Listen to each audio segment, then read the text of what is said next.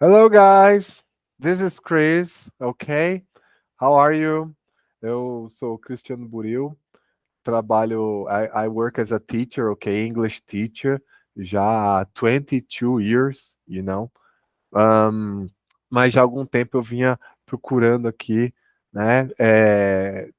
Produzir um pouco mais conteúdo para mostrar para as pessoas que o inglês pode ser uma coisa mais acessível. Tem várias maneiras, né?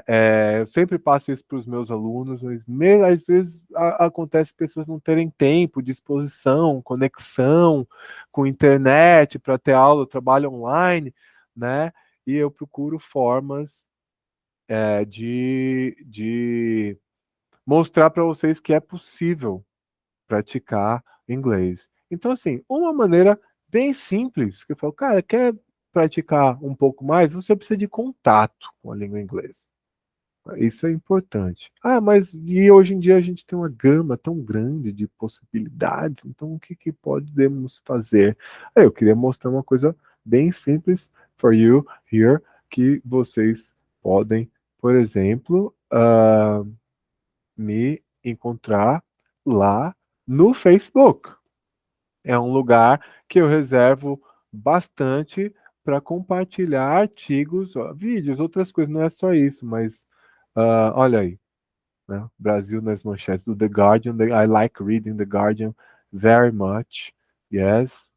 Eu não sou só teacher, ok? Aqui saiu na National Geographic Five Surprising Ways Hemp Helps the Planet. Wow! National Geographic. Outro, do Guardian, The Super Rich Preppers Planning to Save Themselves from Apocalypse. Então, a galera, os super ricos se preparando para o apocalipse. Tá lá também, né? A crise mundial do custo de vida, né? O que países diferentes, incluindo o Brasil, está aí na lista, estão fazendo para ajudar, né, a população uh, nessa situação que é global, não é apenas aqui no Brasil, né? Você vê aqui 52 Celsius lá na Califórnia, you know? Então, uh, birds dying, lagos como esse aqui, um lago no Parque Nacional lá na Espanha, virou uma poça de lama.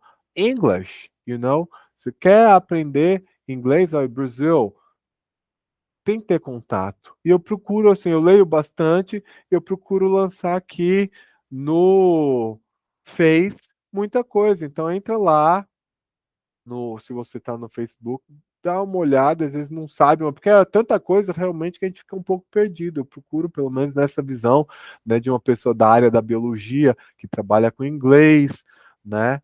Mas o que eu queria mostrar para vocês hoje é um artigo que eu considero um dos mais importantes dos últimos tempos. Oh, English sometimes. Yes, that's very nice.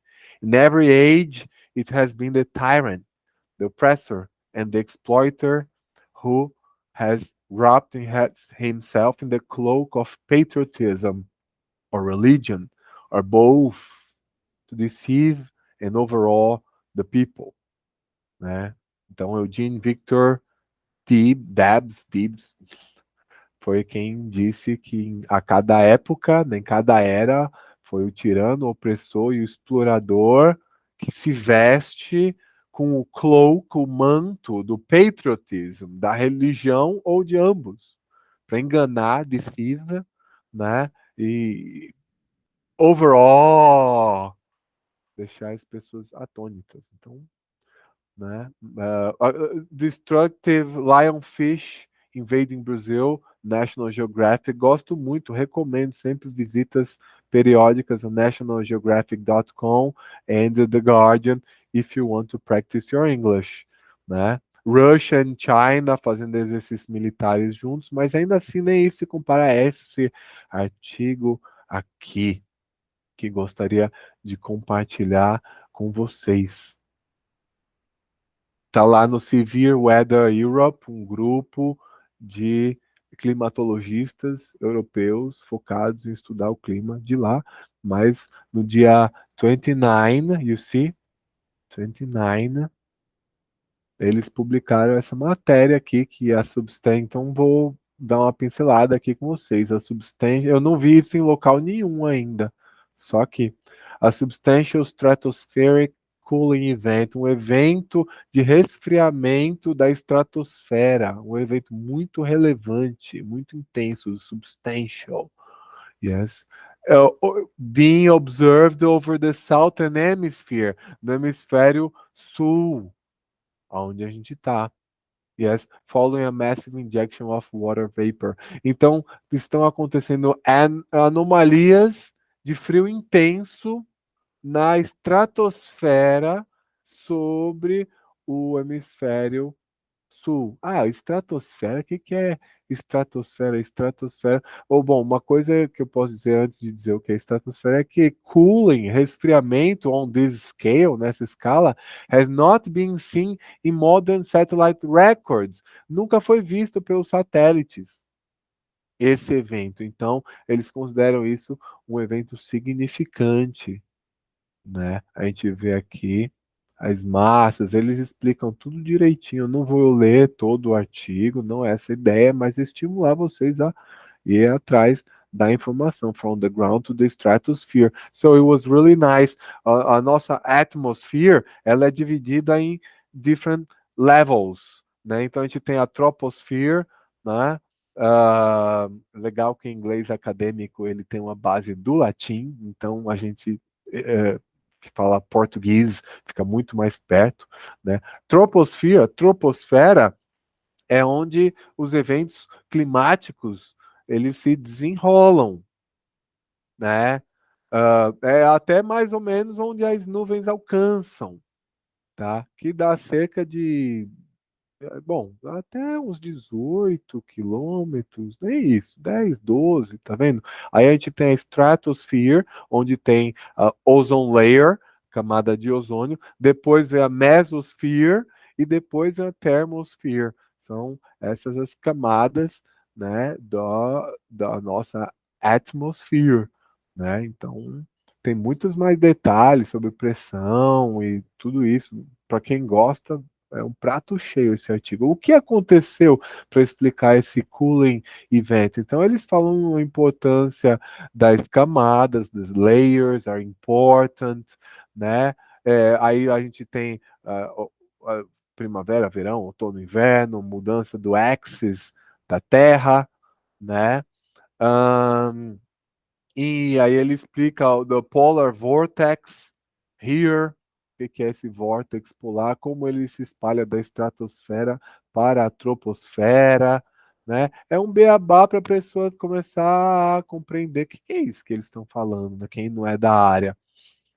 Então eles chegam assim, we are more concerned, o foco deles is the stratosphere and the polar vortex of Northern Hemisphere, como é um site da Europa, eles estão, o foco deles é no hemisfério norte, né? Só que a major cooling event, um grande evento de resfriamento is now unfolding, se desdobrando over the southern hemisphere. E isso não foi visto nunca. Então, né, eles consideram isso um evento significativo que é decorrente de um vulcão. The submarine Hunga Tonga in the South Pacific erupted violently, né, com violência, uma erupção on January 15, né, e ele atingiu 58 quilômetros, ou seja, tocou a mesosphere, ele cruzou a troposfera, cruzou a estratosfera e chegou na mesosfera. Difícil English, português at the same time, gets tricky, you know? Então, o que que acontece? Ele lançou nessa região toda uma quantidade enorme de sulfur, né?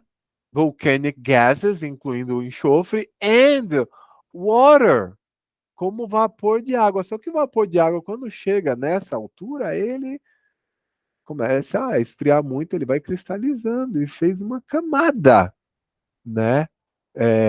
Então aí tem todo o estudo de partículas, do que eles estão vendo, né?